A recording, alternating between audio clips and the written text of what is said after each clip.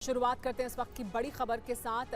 I love Mohammad प्रदर्शन के दौरान आज बरेली में जमकर बवाल हुआ है। मुस्लिम धर्मगुरु तौकीर रजा ने मार्च निकालने का ऐलान किया था। पुलिस ने मार्च की इजाजत नहीं दी थी। जुमे की नमाज के बाद प्रदर्शन के दौरान हंगामा शुरू हो गया, जिसके बाद पुलिस ने लाठीचार्ज किया। प्रदर्शनकारियों ने पथराव भी किया, जिसके बाद पुलिस ने आंसू गैस के गोले भी दागे। काफी देर तक बरेली में हंगामा होता रहा। हंगामे की वजह से आसपास की दुकानों को बंद कराना पड़ा। हंगामा कर रहे लोगों ने पुलिस की बैरिकेडिंग भी तोड़ दी। पुलिस की तरफ से इजाजत नहीं दी गई थी और जैसे ही ये मार्च निकालने की कोशिश की गई, ज्ञापन देने के लिए पुलिस ने रोका, लेकिन भीड़ आगे बढ़ना चाहती थी और उसके बाद हंगामा हो गया, जिसके बाद आंसू गैस के गोले छोड़े गए, लाठीचार्ज किया गया। देखिए किस तरह की तस्वीरें उस वक्त सामने आई तब जबकि लाठीचार्ज किया जा रहा था। और ये अब से कुछ देर पहले की तस्वीरें हैं। सड़क पर हर तरफ आपको चप्पलें दिखाई देंगी, क्योंकि यहाँ से भीड़ को दौड़ा कर बाहर निकाला गया। मौलाना तौकीर रजा ने आई लव मोहम्मद का जो मुद्दा है उस पर देश भर में जगह जगह प्रदर्शन हुए हैं। आज जुमे की नमाज के बाद मौलाना तौकीर रजा ने बरेली में भी प्रदर्शन का ऐलान किया था और एक ज्ञापन देने के लिए मार्च निकालने का आह्वान किया था।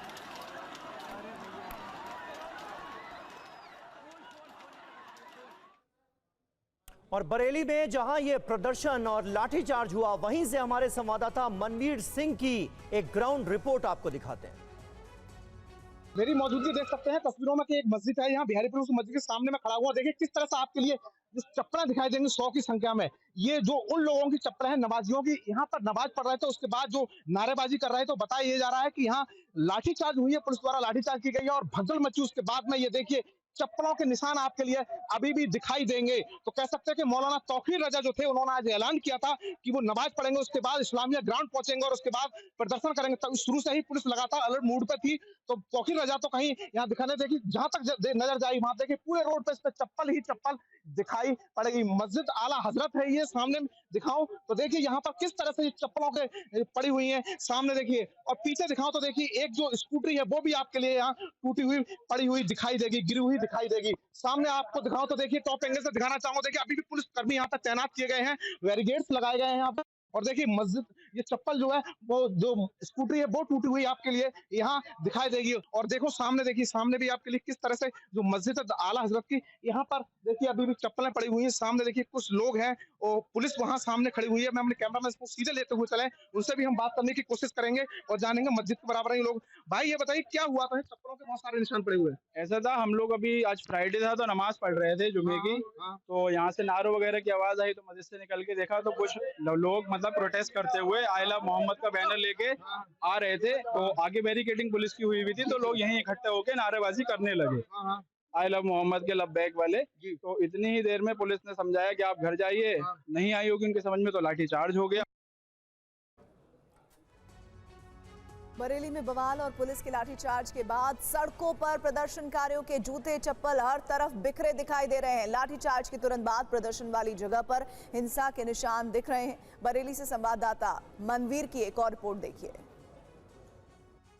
बरेली में देखिए जिस तरह से मौलाना तौकीर रजा ने जो ऐलान किया था उसके बाद जमकर बवाल हुआ है। और देखिए यहाँ किस तरह से चप्पलों के निशान पड़े हुए हैं। यहीं पर पुलिस को लाठीचार्ज करना पड़ा हुआ, हल्के बल का प्रयोग करना पड़ा है। जो दबली थे, एक तरह से जो नवाजी थे, वो आई लव मोहम्मद के पोस्टर लेकर आगे बढ़ रहे थे, यानी कि इस्लामिक ग्राउंड पर बढ़ना था। जब पुलिस ने रोकने की कोशिश की तो उन्होंने उन पर भी हमला मारा। उसके बाद पुलिस को यहाँ लाठीचार्ज करना पड़ा है। और देखिए किस तरह से मैं दिखाऊं तो अभी भी आपके लिए चप्पलों के निशान पड़े हुए दिखाएंगे, पथराव हुआ है। कैमरामैन को जरा आगे बढ़ते हुए शॉट दिखाने की कोशिश करना। देखिए पत्थर के निशान बने हुए अब दोनों तरफ के लिए। जो पूरा जो बिहारीपुर वाला यानी कि मस्जिद है आला हजरत की, उस मस्जिद का जो रोड है उस पे यहाँ पथराव हुआ है, लाठीचार्ज करना पुलिस को, आंसू गैस के गोले छोड़े हैं। अब हालात ये है कि एक साइड में आपके लिए पुलिस दिखाई देगी, सामने मैं आपके लिए दिखाना चाहूंगा। देखिए पीछे आगे लेके चल रहा हूँ आपके लिए। देखिए किस तरह से अभी भी जो नवाजी थे, जो नमाज पढ़ के निकलते, जिन लोगों पर यहाँ आरोप है कि पुलिस ने इन पर लाठीचार्ज किया, इनों का भी आरोप है कि पुलिस के द्वारा लाठीचार्ज की गया। वो लोग आपको आप रोड पर दिखाई देंगे और सामने दिखाऊं आपके लिए तो पुलिस दिखाई देगी इनसे पीछे। देखिए किस तरह से अभी भी यहाँ पर पत्थरों के निशान हैं। देखिए TV9 ग्राउंड जीरो पर मौजूद है। देखिए किस तरह से पत्थर पड़े हुए हैं आपके लिए, टूटी हुई चप्पलें पड़ी हुई होंगी हजारों की संख्या में, सैकड़ों की संख्या में। कह सकते हैं कितनी बड़ी भीड़ होगी यहाँ पर। और मोटरसाइकिल तोड़ी गई है भीड़ द्वारा। तो पुलिस ने फिर हल्का बल ज्ञान की जो लाठीचार्ज की थी, उसके बाद जैसे तैसे मामले को शांत किया। लेकिन अभी भी जो तमाम जो लोग हैं नवाजी वाले हैं जिन्होंने पथराव की, वो भी आपके लिए रोड पर दिखाई देंगे। और दूसरी साइड में आपके लिए पुलिस भी पीछे दिखाई देगी। तो देखिए यहाँ पर आपको अभी भी रोड पर भीड़ देगी। तो कह सकते हैं बरेली में आज जमकर बवाल हुआ है, जमकर हंगामा हुआ है। जो तौकीर रजा है उन्होंने ऐलान किया था मस्जिद पर जो नमाज पढ़ेंगे उसके बाद भीड़ जुटाएंगे, उनकी मोहब्बत के खिलाफ जो बयानबाजी है, जो इस तरह से आरोप लगाए, उसके बाद अब आज जमकर बवाल हुआ है। कुछ लोग हैं, इनसे भी हम बात करने की कोशिश करेंगे और जानेंगे भाई क्या हुआ है, कैसे समझ में नहीं आ रहा है। तो देखिए यहाँ पे अब हालात पहले से कुछ काबू हुए हैं, दोनों तरफ पुलिस को तैनात किया गया है। डीआईजी खुद पूरे मामले में अब रोड पर उतरे हुए हैं। तो मनवीर सिंह बहुत डरा देने वाली तस्वीरें बरेली से दिखा रहे थे। मनवीर हमें इस वक्त लाइव हमारे साथ जुड़ रहे हैं, उनके पास चलते हैं कि इस वक्त हालात कैसे हैं बरेली में। मनवीर, बताया जा रहा है 3 जगहों पर ऐसी जगह हुई जहां पर हालात बेकाबू हो गए, पुलिस को लाठीचार्ज करना पड़ा। अभी क्या स्थिति बताई जा रही है?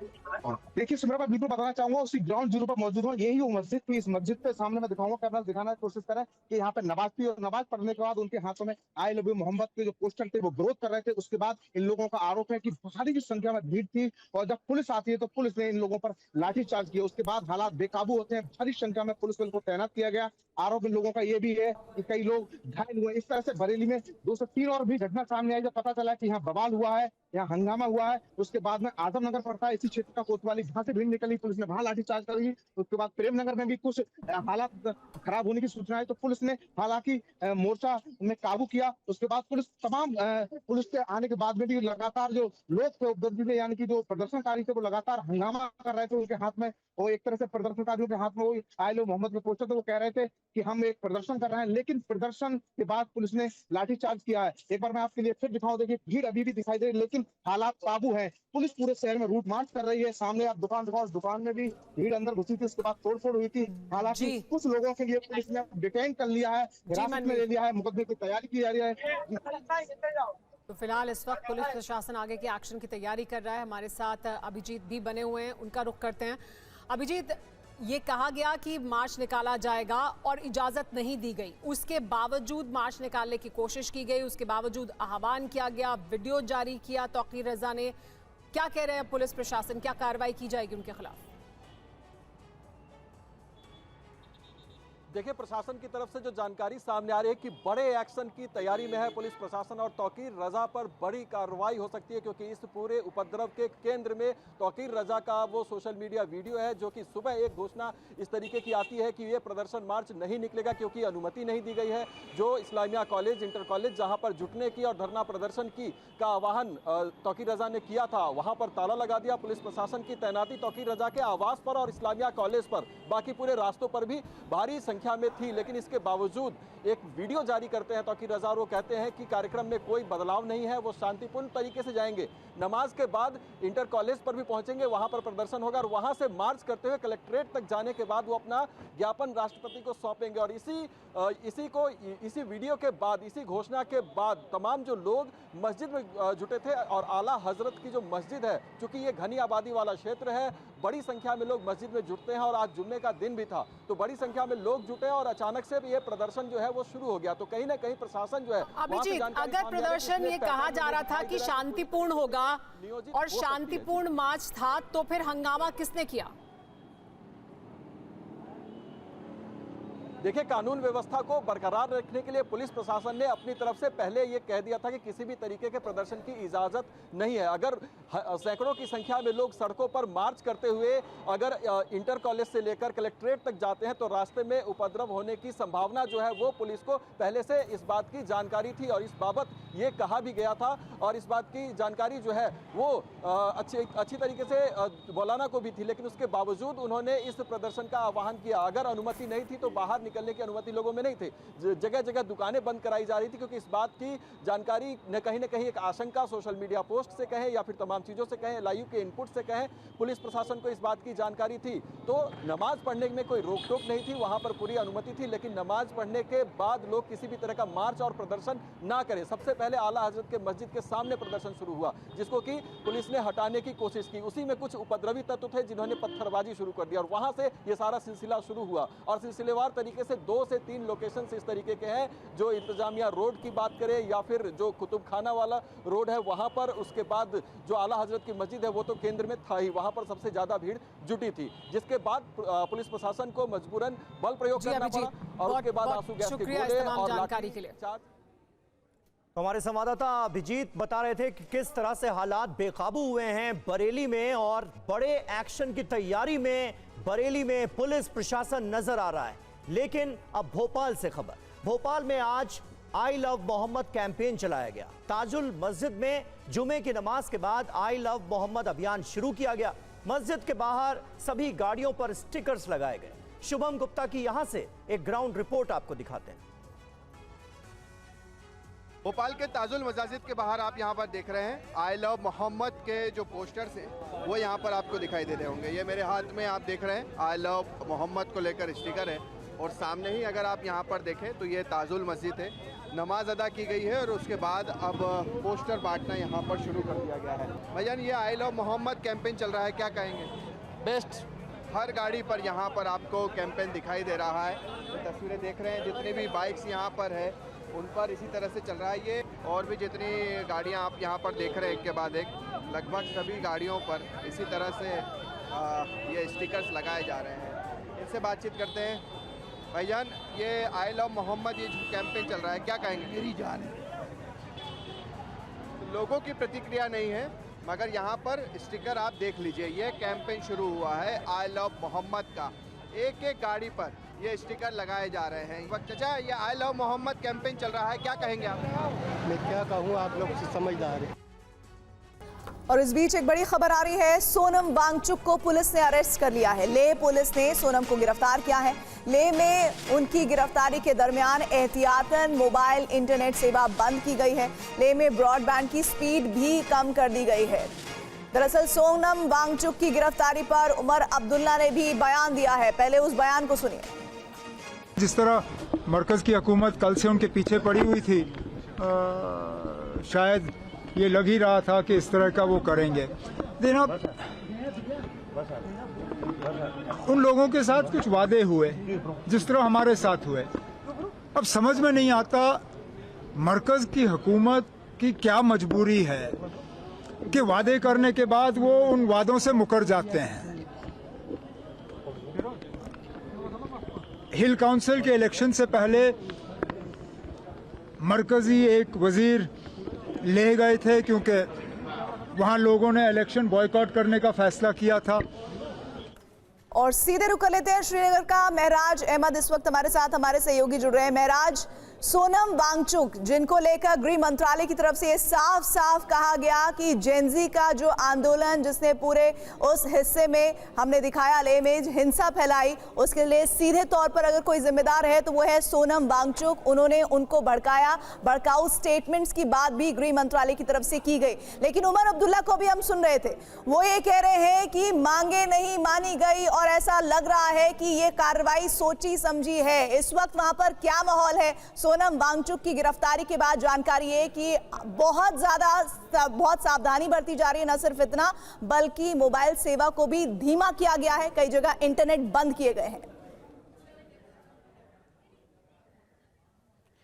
बिल्कुल प्रीति, बता दे जो है एहतियात के तौर पर जो है, हालांकि 2 दिन से लगातार जो है लद्दाख और करगिल, अगर हम कहें लेह और करगिल जो है, इन दोनों क्षेत्रों में जो है एहतियात के तौर पर बंदिशें लागू कर दी गई थी। और हालांकि जो BNS 163 है उसके तहत ये बंदिशें जो है लगाई गई थी। और कहा जा सकता है कि पब्लिक सेफ्टी को ध्यान में रखते हुए एहतियात के तौर पर एक कदम उठाया गया था। कहीं ना कहीं जो है अब सोनम वांगचुक को जो है हिरासत में लिया गया है। हालांकि अभी जो है औपचारिक तौर पर कोई भी बयान सामने नहीं आया है कि किन धाराओं के तहत जो है सोनम वांगचुक को जो है अभी गिरफ्तार किया गया है। लेकिन जहां तक हमारी बात सूत्रों से हुई है तो सूत्रों के अनुसार, क्योंकि हर एक इलाके में जो पब्लिक सेफ्टी होती है वो सबसे सर्वोपरि होती है, और उसके चलते कहा जा सकता है एक इशारा जो है कहीं ना कहीं इसकी तरफ दिया जा रहा है कि पब्लिक सेफ्टी एक्ट के अंडर जो है सोनम वांगचुक को जो है गिरफ्तार किया हुआ जो हो सकता है। वहीं पे दूसरी चीज़ जो अभी उसकी फॉरेन फंडिंग, जो उसकी NGO है, उनमें जो फॉरेन फंडिंग की जो कुछ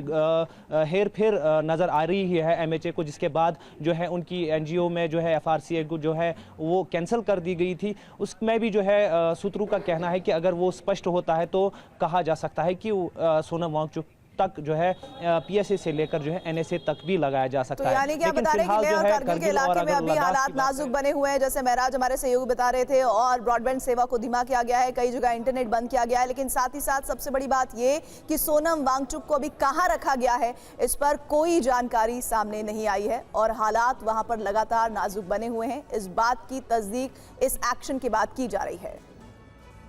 और आइए अब आगे बढ़ते हैं। उत्तर प्रदेश के अमरोहा में नगर पालिका परिषद की बैठक जंग का मैदान बन गई, जहां महिला सभासद ने पूर्व विधायक का गिरेबान पकड़ लिया और फिर मामला मारपीट तक जा पहुंचा। क्या है पूरा मामला, इस रिपोर्ट के जरिए देखिए।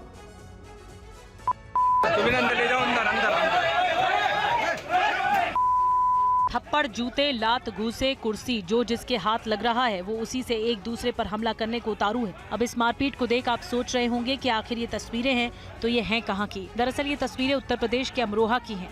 ये मारपीट गजरौला नगर पालिका परिषद की बोर्ड बैठक के दौरान हो रही है।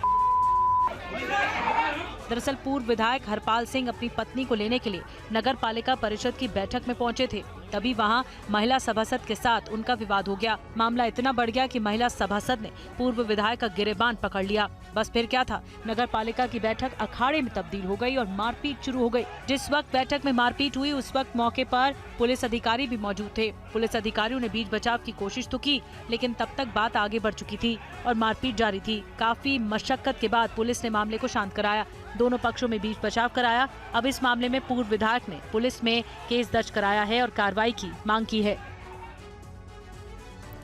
बिहार के सीतामढ़ी में ब्रह्मऋषि सेना के पूर्व जिला अध्यक्ष की सरेआम बीच सड़क पर हत्या कर दी गई।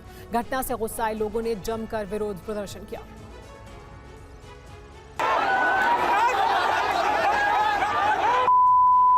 आगे आगे भागती पुलिस और पीछे पीछे भागती लोगों की भीड़ बिहार पुलिस पर एक बड़ा सवालिया निशान है। घटनास्थल पर पहुंचे पुलिस को भीड़ ने दौड़ा दिया।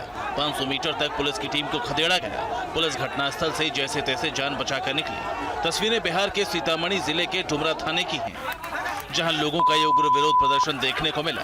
ब्रह्मऋषि सेना के पूर्व जिलाध्यक्ष की सरेआम बीच सड़क पर हत्या कर दी गई थी। आरोपी बाइक पर सवार थे। फायरिंग करते हुए उन लोगों ने पूर्व जिलाध्यक्ष का ताबड़तोड़ गोली मारकर मर्डर कर दिया, जिसके बाद मौके से फरार हो गए। इस हत्याकांड के बाद लोग काफी आक्रोशित हैं। विरोध प्रदर्शन के लिए सड़क पर उतर आए। स्थानीय लोगों का कहना है कि गणेश शर्मा ने पहले ही सुरक्षा की मांग की थी, लेकिन पुलिस प्रशासन ने उनकी गुहार पर ध्यान नहीं दिया। लोगों ने आरोप लगाया कि जिला पुलिस की लापरवाही और निकम्मेपन की वजह से ये बड़ी वारदात हुई। घटना की जानकारी मिलते ही मौके पर डुमरा डीएसपी सहित पुलिस बल पहुंचा, लेकिन आक्रोशित ग्रामीणों ने पुलिसकर्मियों को खदेड़ दिया। आरजेडी प्रमुख लालू प्रसाद यादव के बड़े बेटे और बिहार सरकार के पूर्व मंत्री तेज प्रताप यादव ने नई पार्टी बना ली। पार्टी के पोस्टर पर उनके माता पिता की तस्वीर नहीं होने पर भी कुछ सवाल उठ रहे हैं। बिहार में तेज प्रताप यादव ने नई पार्टी बना ली। अपनी पार्टी का नाम उन्होंने जनशक्ति जनता दल रखा है। पार्टी का चुनाव चिन्ह ब्लैक बोर्ड है। पोस्टर में सामाजिक न्याय, सामाजिक हक और संपूर्ण बदलाव का नारा दिया गया है। तेज प्रताप ने अपनी पार्टी का पोस्टर सोशल मीडिया पर साझा किया, जिसमें महात्मा गांधी, बाबा साहेब अम्बेडकर, कर्पूरी ठाकुर, राम मनोहर लोहिया और जेपी की तस्वीरें हैं, लेकिन उनके पिता लालू यादव और मां राबड़ी देवी की तस्वीर नहीं है। इस पर बीजेपी ने चुटकी ली है। तेज प्रताप जी ने जो पार्टी बनाया है उसमें अपने माता पिता का चेहरा को हटा दिया है। उनको पता है कि इन चेहरा से बिहार के लोग भयाक्रांत हो जाते हैं, डर जाते हैं। वहीं कांग्रेस का कहना है कि विपक्ष लालू परिवार की एकता से डरा हुआ है। सबको पता है कि लालू राबड़ी परिवार, तेजस्वी जी का परिवार बहुत बड़ा है, बहुत प्रिय है और बहुत ही संगठित है। हाँ, हरा भाई बहन अलग अलग होते हैं, सबका दायरा अलग होता है, सबका लक्ष्य अलग होता है, लेकिन विचारधारा उस परिवार का एक है। पीएम मोदी ने आज बिहार में मुख्यमंत्री महिला रोजगार योजना की शुरुआत की है। इस मौके पर उन्होंने कहा कि आरजेडी के राज में बिहार बदहाल था। बिहार में नीतीश के नेतृत्व में अब कानून का राज है। मैं इस कार्यक्रम में तस्वीरें बिहार में शुरू हुई मुख्यमंत्री महिला रोजगार योजना की हैं। इस कार्यक्रम में प्रधानमंत्री मोदी वीडियो कॉन्फ्रेंसिंग के जरिए जुड़े थे, तो मंच पर बिहार के मुख्यमंत्री थे, उप मुख्यमंत्री थे, केंद्र सरकार में बिहार के मंत्री थे और मौजूद थे तमाम बड़े अफसर। प्रधानमंत्री मोदी ने जैसे ही रिमोट का बटन दबाया, बिहार की 75 लाख महिलाओं के खाते में 10,000 रुपए ट्रांसफर हो गए। इस मौके पर प्रधानमंत्री मोदी ने कहा कि आरजेडी के शासनकाल में डॉक्टर बिरादरी और आईएएस का परिवार भी सुरक्षित नहीं था। आरजेडी के राज में बिहार में किस तरह का खौफ था, कोई घर सुरक्षित नहीं था, नक्सली हिंसा का आतंक बेलगाम था और इसका दर्द भी सबसे ज्यादा महिलाओं को सहना पड़ता था। गरीब से लेकर डॉक्टर और आईएएस परिवार तक आरजेडी नेताओं के अत्याचार से कोई नहीं बचा था। वहीं सीएम नीतीश कुमार ने कहा कि लालू सरकार के दौर में बिहार में शाम के बाद लोग घर से निकलने में डरते थे, तो बिहार के नेता प्रतिपक्ष तेजस्वी यादव ने भी कानून व्यवस्था के मुद्दे पर सरकार को जवाब दिया है। 15 साल से तुम लोगों ने कोई काम किया है? कोई काम नहीं किया। और लोग जान लीजिए बहुत बुरा हाल था। लोग शाम के बाद घर से बाहर नहीं निकलते। शाम के बाद कोई बाहर निकलता था घर में रहता। पूरा जब हट गया था तो अपना पत्नी को बनवाया था, लेकिन किसी के लिए महिला के लिए कुछ कहीं पर किया है तो हम लोगों ने तो सबके लिए किया, अपने परिवार के लिए करते हैं। आपको गलतफहमी है और भाजपा के लोगों को गलतफहमी है।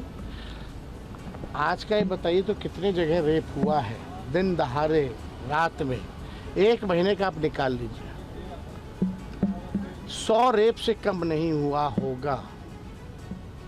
हत्याएं, जब हमारे घर के बाहर गोलियां चल रही वो नहीं पकड़ा गया, सीएम हाउस के बाहर गोलियां चल रही वो नहीं पकड़ा गया, तो पहले होता था ऐसा।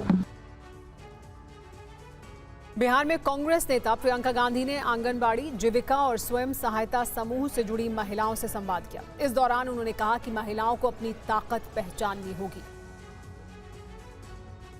चुनाव के 10 दिन पहले 10,000 रुपए पकड़ा दिए, हमें खरीदने की कोशिश है। ये हमारा सम्मान नहीं है। हमारा सम्मान तब होगा जब आपको मानदेय, हर महीने का मानदेय सही मिलेगा। सम्मान तब होगा जब आपको पैरों पे खड़े होने के लिए पूरी तरह से सरकार आपका समर्थन करेगी। आपका सम्मान तब होगा जब आपकी बेटियां पढ़ने जाएंगी और अपने आप को सुरक्षित समझेंगी। और मैं आपको सीधा सीधा बता देती हूं कि भाजपा की सरकार, नीतीश जी की सरकार आपको कभी इस तरह का सम्मान नहीं देंगे। 20 सालों से इनकी सरकार चल रही है। आप आवाज उठाती हैं तो क्या होता है? यहाँ मंच पे कहा, आप आवाज उठाती हैं तो आपका मुंह बंद किया जाता है, पुलिस आ जाती है आपको पीटने, आपको गिरफ्तार करने के लिए। क्यों? अपराध कर रही हैं आप। और दिल्ली के एमसीडी सदन में विपक्षी पार्षद मच्छरदानी ओढ़कर पहुंचे और जमकर हंगामा किया। ऐसा क्यों हुआ, जानने के लिए ये रिपोर्ट देखिए। सबकी भाषा बोली अलग अलग हो सकती है। दिल्ली में मच्छरों के बढ़ते आतंक का असर दिल्ली नगर निगम सदन में भी देखने को मिला, जहां विपक्षी पार्षद सदन की बैठक में मच्छरदानी ओढ़कर पहुंचे और जमकर नारेबाजी की। सही है, ठीक है। ये तस्वीर पार्षद अंकुश नारंग की है, जो एमसीडी सदन में मच्छरदानी ओढ़कर नारेबाजी करते नजर आए। देखिए कैसे वो पहले महापौर की सीट के सामने जाते हैं, नारेबाजी करते हैं, उसके बाद वापस अपनी सीट की तरफ चले जाते हैं। इसके बाद विपक्ष के दूसरे पार्षद भी हंगामा करने लगते हैं। विपक्षी पार्षदों ने सदन में दिल्ली बचाओ, मच्छर भगाओ जैसे नारे लगाए। सही है।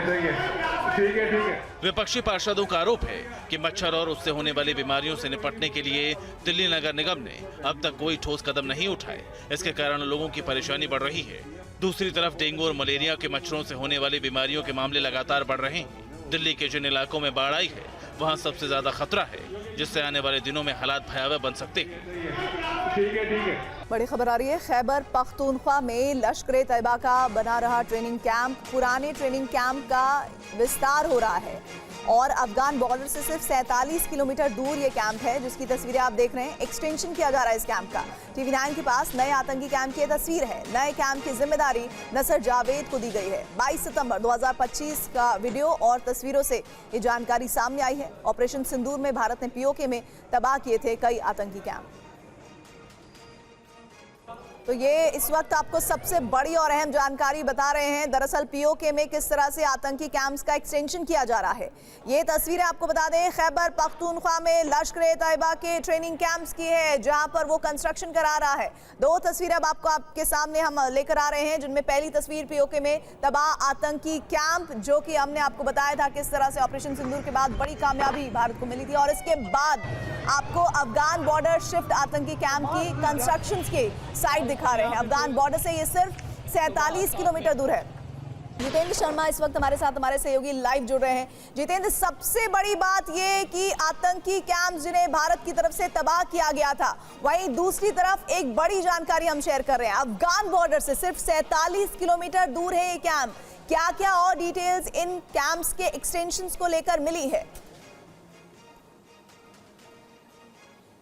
जी बिल्कुल, देखिए ये जो कैंप है अफगानिस्तान के बॉर्डर से महज 47 किलोमीटर दूर जो लोअर दीर का इलाका है वहां पर बनाए जा रहे हैं। और लोअर दीर क्यों चुना गया, वो इसलिए कि दरअसल वहां पर पहले टीटीपी यानी कि तहरीक तालिबान का कब्जा हुआ करता था, जो कि एक तरीके से कहा जाए पाकिस्तानी सेना के लिए नासूर बन चुका था। तो ऐसे में कोशिश थी कि जल्द से जल्द टीटीपी को वहां से हटाया जाए। तो उसके लिए जून में एक बड़ा ऑपरेशन पाकिस्तानी सेना की तरफ से छेड़ा गया, जिसमें बड़ी संख्या में जो आतंकी थे, जो टीटीपी से जुड़े हुए थे, तहरीक तालिबान से, उन्हें मारा गया। और उसके बाद वहां पर लश्कर, हिजबुल और जो मुजाहिदीन है, इन तमाम तीनों आतंकी संगठनों के वहां पर बाकायदा टेरर कैंप बसाए गए। सबसे महत्वपूर्ण लश्कर का कैंप है, जिसमें दो तरीके की ट्रेनिंग वहां पर दी जाएगी। ना सिर्फ उनको वैचारिक यानी कि उनका ब्रेन वॉश किया जाएगा, बल्कि हथियार चलाने की ट्रेनिंग भी बाकायदा वहां पर दी जाएगी। और ये जो आप तस्वीरें देख रहे हैं वो दरअसल उन्हीं कैंप की कंस्ट्रक्शन की तस्वीरें हैं, जिनसे उम्मीद की जा रही है कि जो साल 2025 के अंत तक ये पूरे तरीके से तैयार हो जाएंगे और वहां पर बाकायदा ऑपरेशन भी शुरू हो जाएगा।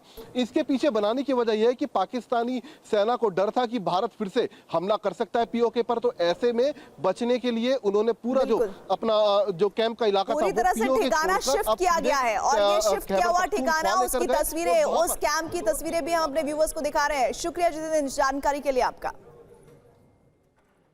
और पाकिस्तान को खुफिया जानकारी पहुंचाने वाले हनीफ खान को पुलिस ने जयपुर के एसीजेएम कोर्ट में पेश किया, जहां उसे 4 दिनों की पुलिस रिमांड पर भेज दिया गया है। ज्यादा जानकारी दे रहे हैं हमारे संवाददाता ध्वज आर्य। ये तस्वीरें, ये आप देखिए जयपुर से तस्वीरें हैं, और हनीफ खान को जो है पूरी तरीके से पुलिस कस्टडी में रखा गया है। और 4 दिन के रिमांड पर जो है हनीफ खान को कोर्ट ने भेजा है, और अब आगे की पूछताछ की जाएगी। और वहीं आप देख सकते हैं जैसलमेर से अरेस्ट करके इन्हें लाया गया है, गिरफ्तारी दिखाई गई है, और उसके बाद में 4 दिन का जो रिमांड है वो कोर्ट ने भेजा है। और तमाम जो इनके मोबाइल हैं, ये आप बताइए, ये देखिए पुलिस कस्टडी में है। और ये पूरी तरीके से जब हमने इनसे बात करने की कोशिश की तो फ़िलहाल कुछ बोल नहीं पा रहे हैं, लेकिन कोर्ट ने कहा है ये संगीन मामला है। और पूरी तरीके से हनीफ खान जो कि पाकिस्तान को सूचनाएं दे रहा था, गोपनीय सूचनाएं दे रहा था, तो उसके बाद में कोर्ट ने 4 दिन के रिमांड पर इसे भेजा है। पीएम मोदी ने देश के विकास में राज्यों की ग्रोथ को जरूरी माना है। राज्यों में इंफ्रास्ट्रक्चर विकास तेज हो, इसके लिए केंद्र सरकार ने वित्त वर्ष 2025-26 के लिए 1.5 लाख करोड़ का कैपिटल एक्सपेंडिचर फंड तय किया है। देखिए ये रिपोर्ट। राज्यों का विकास तेजी से हो, इसके लिए केंद्र सरकार ने कैपेक्स लोन की व्यवस्था में बड़ा बदलाव किया। अब राज्यों को किसी स्कीम से जुड़े लोन के बंधन से मुक्त कर दिया गया। माना जा रहा है कि इससे सार्वजनिक निवेश में बढ़ोतरी होगी और विकास तेज होगा। सरकार ने फाइनेंशियल ईयर 26 के लिए 1.5 लाख करोड़ का पूंजीगत निवेश फंड तय किया है। ये लोन 50 साल के लिए दिया जाएगा। इसमें 57,000 करोड़ बंधन मुक्त लोन राज्यों के तय किए गए प्रोजेक्ट्स के लिए दिए जाएंगे, जबकि शेष राशि शहरी नियोजन, भूमि सुधार और कुछ खास प्रोजेक्ट्स के लिए दिए जाएंगे।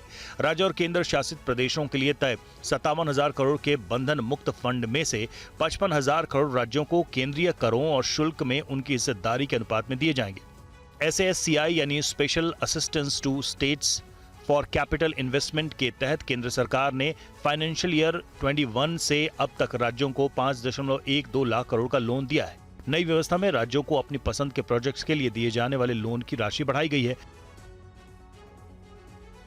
महाराष्ट्र के डिप्टी सीएम अजित पवार का एक वीडियो वायरल हो रहा है, जिसमें वो बाढ़ पीड़ितों को डांटते नजर आ रहे हैं।